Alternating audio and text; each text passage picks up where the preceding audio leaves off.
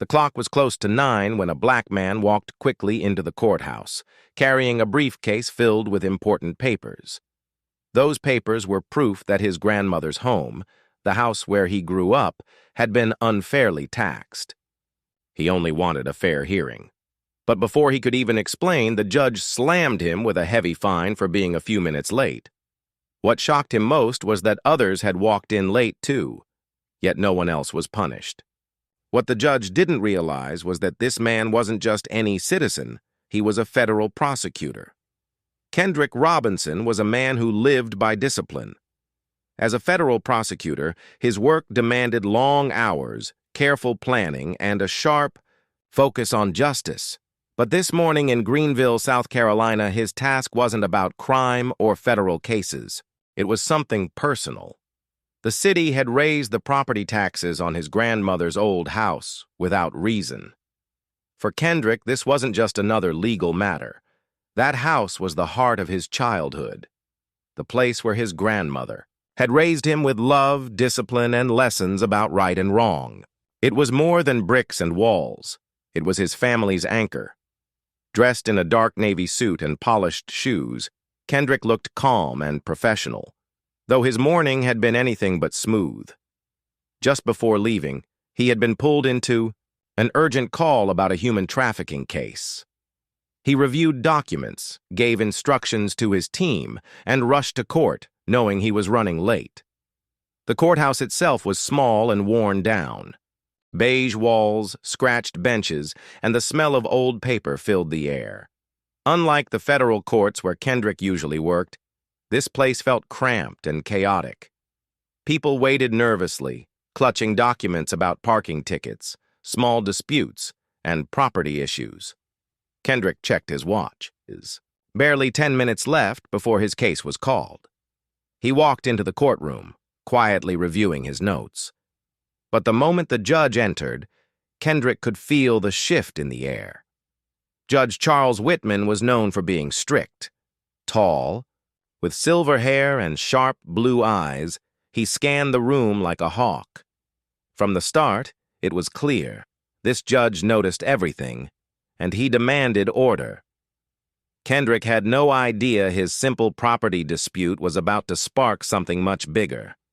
When Kendrick's name was finally called, he stood and walked to the front of the courtroom.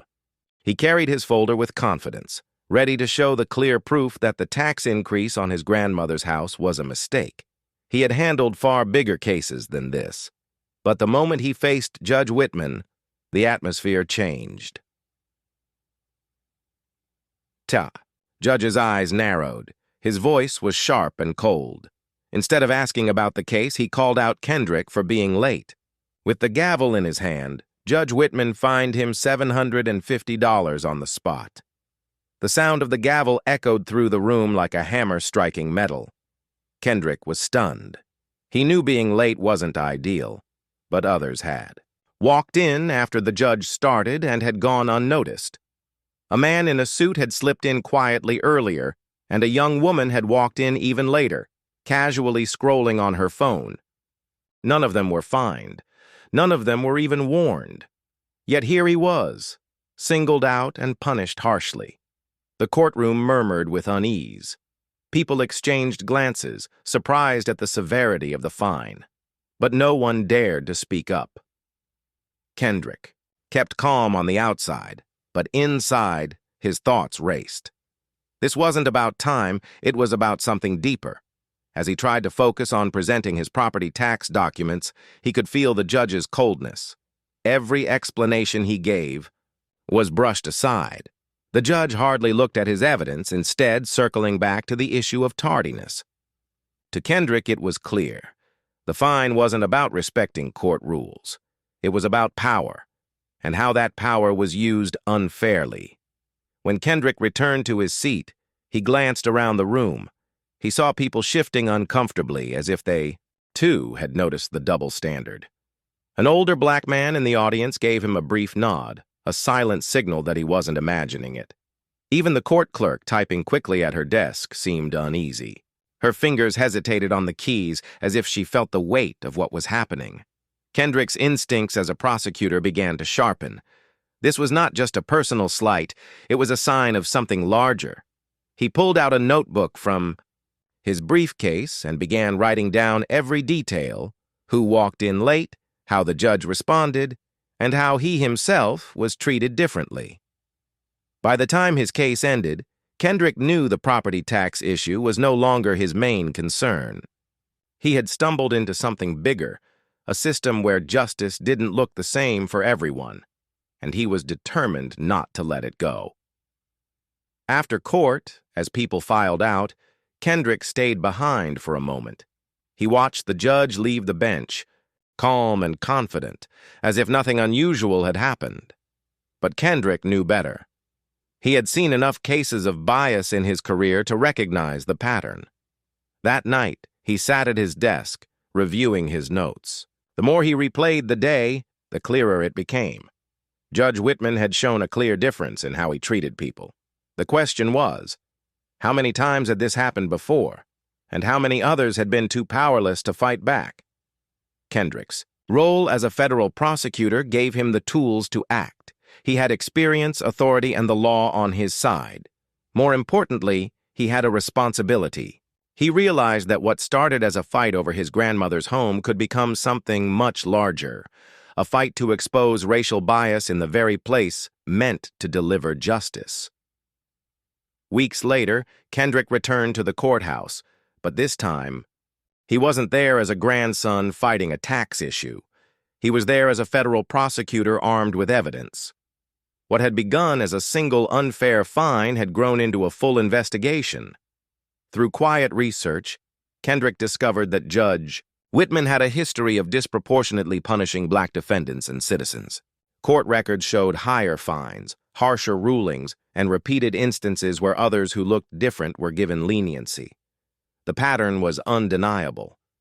When Kendrick walked back into the courtroom, the atmosphere shifted again. But this time, he wasn't alone.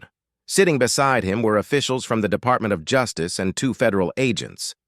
Their presence was impossible to ignore. As the session began, Judge Whitman looked up, his usual authority in full display.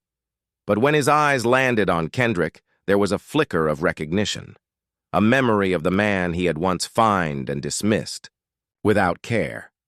This time, Kendrick wasn't standing in the position of a defendant. He was standing in power. Calmly, he presented documents, statistics, and testimonies that revealed the judge's long record of bias. Every page was a mirror reflecting the truth Judge Whitman had hidden for years.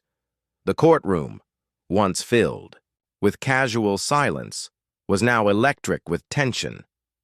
People leaned forward in their seats, whispering as the evidence unfolded. For the first time, the judge's face lost its confident expression.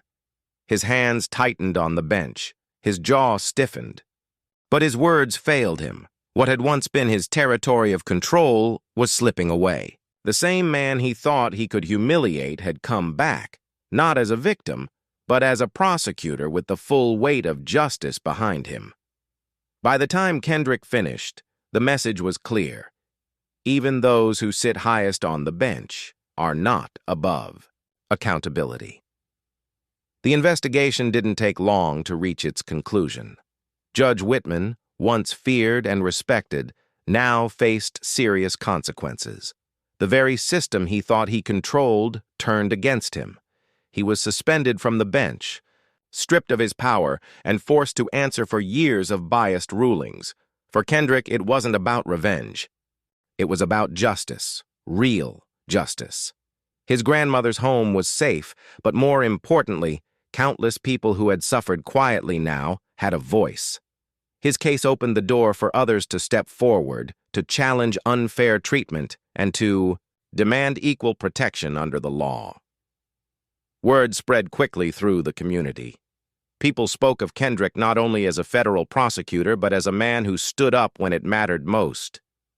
Parents told their children the story as a lesson, that courage and truth could overcome even the highest walls of prejudice. In the courthouse, where fear once filled the air, a new sense of hope began to take root. Court staff carried themselves differently, witnesses felt braver, and citizens started to believe that maybe, just maybe, change was possible. Kendrick knew the fight wasn't over. He had won a battle, but the war against racism in the justice system was far from finished. Still, his story showed what could happen when someone refused to stay silent. One act of bias, one moment of unfairness, had led to something far greater, a reckoning that would echo for years. As he left the courthouse for the last time, Kendrick looked back at the tall stone pillars. They no longer felt like symbols of power used against him. They felt like a reminder of what justice was meant to be: fair, equal, and blind to skin color. And so the question remains for all of us. How many more hidden injustices exist in quiet courtrooms, in workplaces, in schools, waiting for someone brave enough to bring them to light? If one man could hold even a judge accountable, what could happen if we all refused to accept silence in the face of discrimination? If you've experienced or witnessed injustice, share your story in the comments. I might even make a video about it to raise awareness and justice. And don't forget to like, subscribe, and share this video so together we can spread the message further.